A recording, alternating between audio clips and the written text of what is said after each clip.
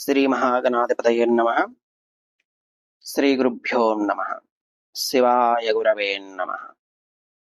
హర హర శంకర జయ జయ శంకర. కంచి శంకర కామాక్షి శంకర. కంచి పరమాచార్య లీలలు. పక్షవాతం, పేక ముక్కల చికిత్స. ఒక పెద్ద ఆయనకు పక్షవాతం వల్ల కుడి పక్కన అవయవాలన్నీ చచ్చుబడిపోయి చరణం లేకుండా పోయింది. వైద్య చికిత్స వల్ల ఫలితం అంతగా కనిపించడం లేదు. అతనికి మాటలు రాక జ్ఞాపకశక్తి కూడా నశించిపోయింది. వారి భార్య పరమాచార్య స్వామివారి వద్దకు వెళ్ళి కళ్ళనీరు కారుస్తూ తన గోడు చెప్పుకుంది. మహాస్వామివారు కరుణించి నా భర్తను మళ్ళా మామూలు మనిషిని చేయవలసినది అని ప్రార్థించినది. స్వామివారు కొద్దిసేపు మౌనంగా ఉన్నారు.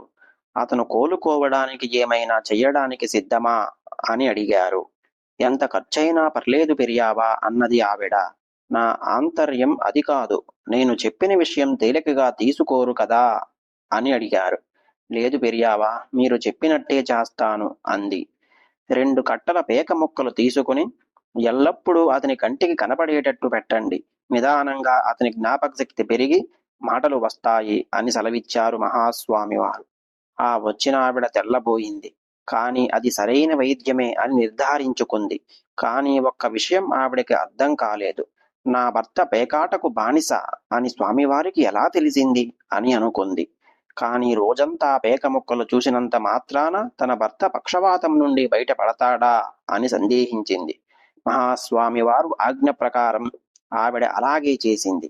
కొద్ది రోజులలోనే ఆ పెద్ద మనిషి కోలుకోవడం ప్రారంభించాడు. అతని జ్ఞాపక శక్తి పుంజుకోవడం ప్రారంభించింది. కొద్ది రోజుల తరువాత పూర్తిగా కోలుకున్నాడు.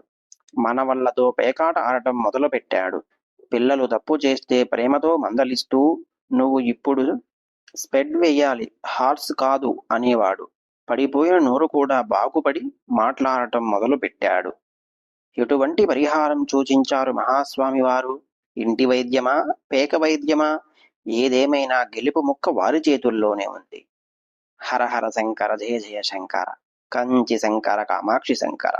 శివభక్తి మోటివేషనల్ స్పీచ్ వీక్షకులందరూ ఈ ఛానల్ని సబ్స్క్రైబ్ చేయండి. సబ్స్క్రైబ్ చేసిన వారు లైక్ చేసి షేర్ చేయండి. తప్పకుండా కామెంట్ చేయండి. ఓం నమః శివాయ.